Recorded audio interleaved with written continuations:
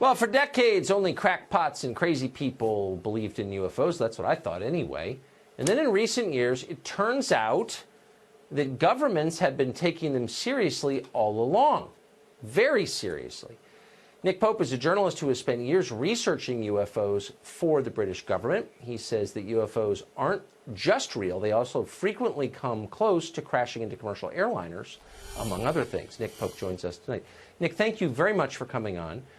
So it's really not a question of, do governments believe UFOs are real? Yes, they do. The United States government does. The British government does.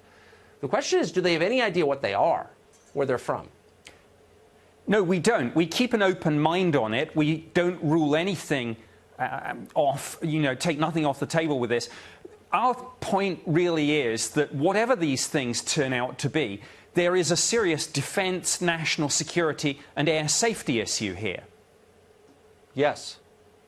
Well, so that's kind of the nub of it, and that's where my interest comes from. So why aren't governments encouraging the population to, as they say about terrorism, if you see something, say something, report sightings to the government so we can make sense of this potential threat? Well, they should be, and that's what we certainly did at the Ministry of Defence for many years. We took it very seriously. Our own pilots were seeing these things. We were having radar operators track them.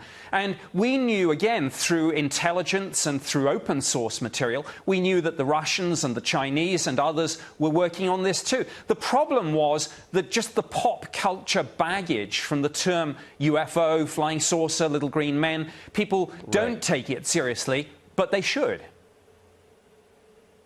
So we've ruled out, I think, that these are aircraft, experimental aircraft, or technically advanced aircraft from other countries. Is that true?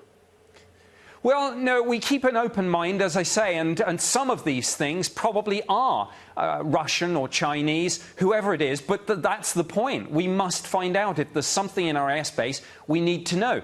For years, governments said they didn't do this. They did.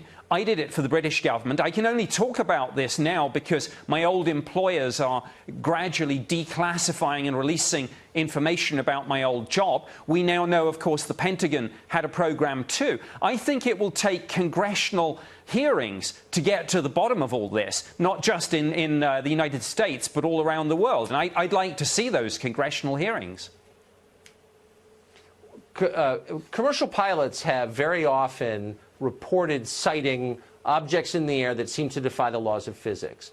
To what extent are these objects a threat to commercial aviation, potentially?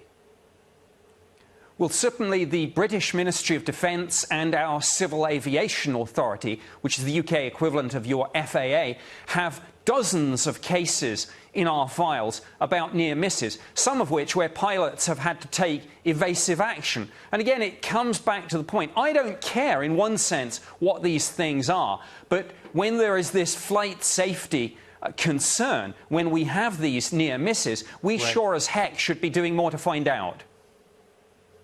That's for sure. Nick Pope, really one of the most credible experts on this subject. I hope you will come back on our show. I appreciate it. Good to see you.